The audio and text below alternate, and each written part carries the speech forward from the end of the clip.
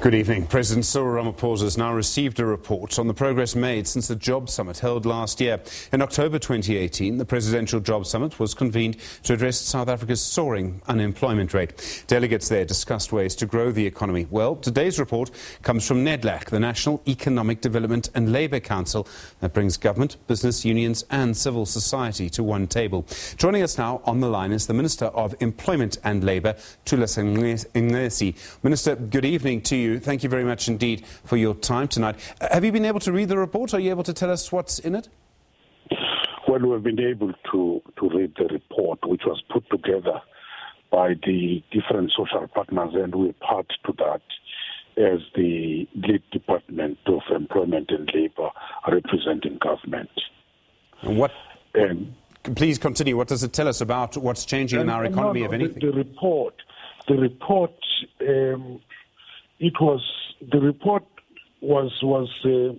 or I could say the session which was called today was just to brief the President on the issues which have been done as a follow-up to the Job Summit which was held last year.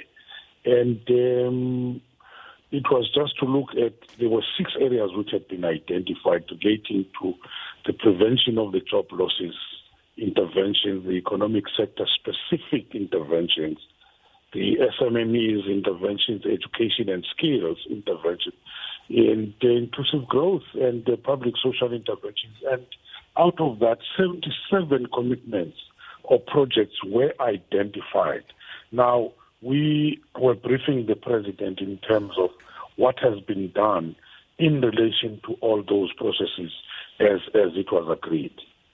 So what are we expecting to happen now? We all saw those figures this week. We see a 29% rate of unemployment. What is next? It's clear that this is more than just a crisis. It's a burning social issue. Well, we had to be robust. We were very honest and transparent to say, as we were dealing with this issue, it's against the background of the horrible statistics which we have received 2 days ago, where the unemployment has grown and the economy is not growing. However, we've said, are we doing enough in terms of these interventions which we're having?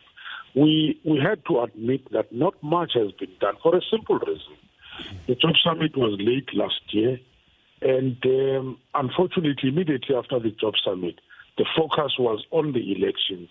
After the election, there was the reconfiguration of government.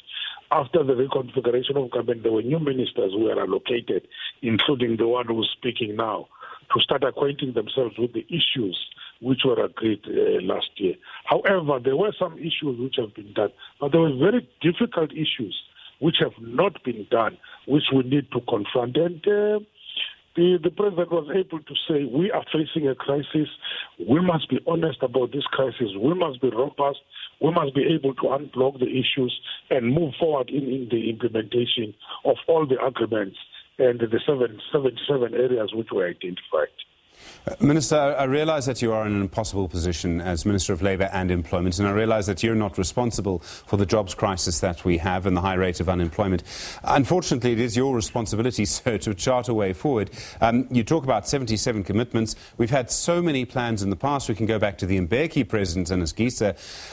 What is government going to do? And when I talk about a burning social issue, we know that over half of our young people are unemployed. Are you able to give us anything about what government is going to actually do now? We've been able to reflect on that, on the various youth employment creation initiatives which we've talked about, which are all over in the different departments, how we're going to coordinate that. They speak to each other, but we've looked into a number of issues. Let me just tell you 2 big issues which have emerged today is the issue of electricity and the pricing of electricity. Hence, the Eskom also, what is going on in terms of dealing with Eskom, turning it around became a big issue. And the other issue which emerged was the issue of the water licensing. Those were the very, very big issues we talked about.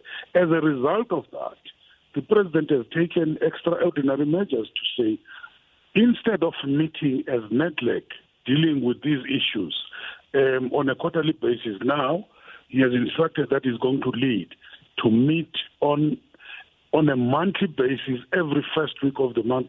The president will be meeting, and then we're going to be drawing a plan talking about the timelines, when certain issues have to be met, and talking about the milestones.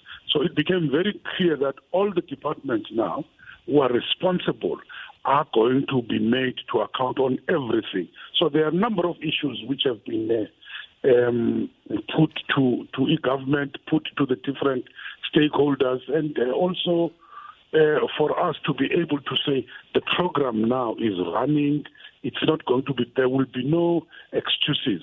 Every ministry now knows what is the brief, and we'll just have to deliver and keep on reporting on a monthly basis what we have been able to achieve. Minister, I mean, when we look at this, every single economist I've spoken to over the last 10 years probably has said the same thing. There needs to be reform and a restructuring of our economy, and different people will have different views on what form that reform and restructuring should take. Is the moment now coming where we will start to see that reform, or do we need to wait even longer for the reform than we've already waited? All the social partners have said this is the crunch time. We are in deep crisis.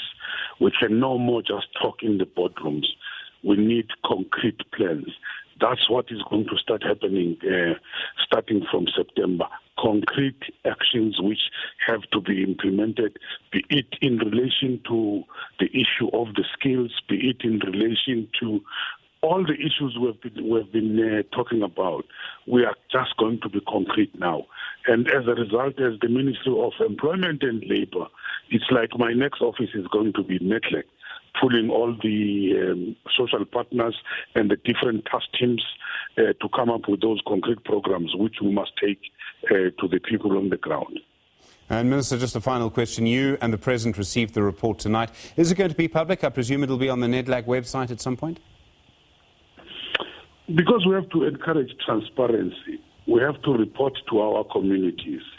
There was the report given to the President. There was discussion, there were critiques of that, picking up the weaknesses, certain things to be corrected. We hope that the Secretariat of the NEDLAC, they are going to be doing that. And in a few days' time, it will be in the NEDLAC's website, and then it will be accessible to the public so that they can be able to interact and look at the programs which we are talking about and start engaging. And we have said it's just robust engagement, especially on the issue of the SOEs, which are very key in terms of job creation in this particular country, and more particularly the energy side of it, Eskom, and the water side of it, because those are the catalyst to economic development. Minister, you talk about Eskom. I mean, Eskom, on the price that it charges now, made a 20.7 billion rand loss in the last financial year. It can't continue to do that. Some problems just seem unsolvable. Eskom and unemployment are related, and both seem possible to fix at the moment. I will leave that to the Minister of Public Enterprises, but our debate today was there's nothing which we cannot be able to come with a solution on. All the issues will have to have the solutions, but the key is involving all the social partners and talk about very difficult things which will be uncomfortable to all the constituencies. It's going to mean sacrifices. I mean, one of the things which we had to talk about, are we going to continue bailing out Eskom, knowing that the money just goes into salaries, knowing that the money goes to service the debt? And we were saying, are we going to be able to say, we are now walking into the IMF, which will come with controls, which will be very painful one day? Or do we have to do things on our own before we arrive at that stage of the IMF taking over? Minister, thank you very much indeed for your time at short notice. I really do appreciate it. That's the Minister for Employment and Labour, Thulas Nxesi.